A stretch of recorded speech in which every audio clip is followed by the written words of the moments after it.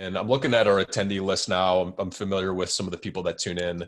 It's going to be, early stage to mid-stage founders, people leaders at early stage to mid-sized companies. What are some of those like low-hanging fruit, make sure you check the box things that are typically missing that could be an easy takeaway for a founder that doesn't have a lot of capital or time, or an HR leader that, maybe cost containment given this COVID pandemic is top of mind. What are some maybe, 2 or 3 takeaways that you see that are high ROI, low hanging fruit for you guys? Jimmy, I was going to talk about hiring, but what's on your mind? Yeah, I think if there's, you cover hiring. I think I was going to like having some sort of annual talent review, or maybe it's for a fast moving startup. It might make sense to do it semi-annually or even quarterly. Paul mentioned, we use a 9-box as a convention. It's 9 boxes. It's a 2x2 with performance and potential on either end, and each employee is rated on 1 through 3 on one of those dimensions. There's a great book on it called One Page Talent Management, which describes it really well, and just performance management in general. Because like what happens at larger companies is performance management and performance review and talent reviews are grossly over engineered to the point where like managers don't like it and they're not executed very well.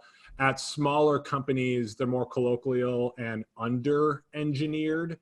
And having like a Goldilocks approach to how you're reviewing talent on a, annual, semi-annual, or even quarterly basis is really important. I was actually just talking to young woman who recently became CEO and we were talking about just this. She's like, I just became CEO of this company.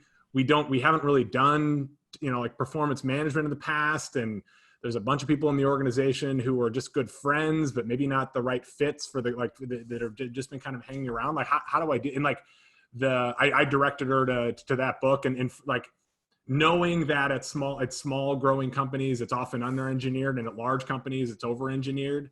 And finding the right Goldilocks approach is really important. And that book, One Page Talent Management, is a great resource. So I think that's and just remembering what that process is for is a step that I think people skip sometimes. Because Jimmy's right. Like he and I have both been part of annual review processes or more frequent review processes that are just monstrosities, right? There's all these different scales and questions, and it takes forever to fill out the form. And then you get to the end of it and you're like, did this really help us do what it's supposed to do?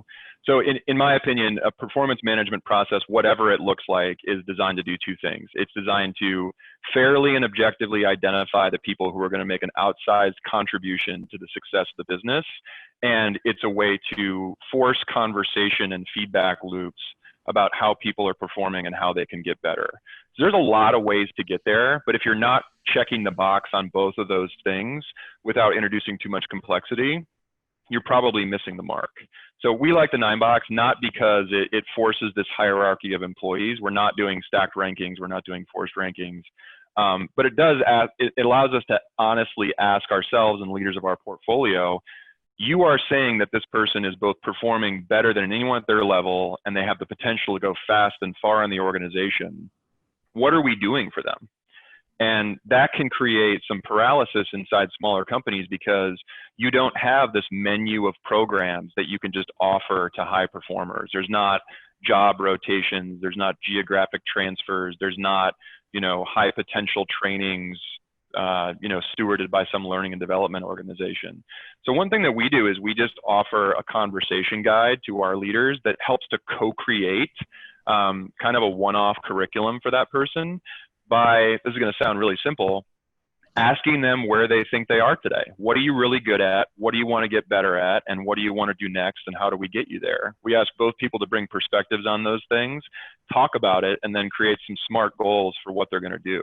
And that sounds really basic, but it's way better than getting through a talent review process, identifying some people that you agree are great, and then doing nothing different for those people versus the folks who might be holding you back from a business perspective.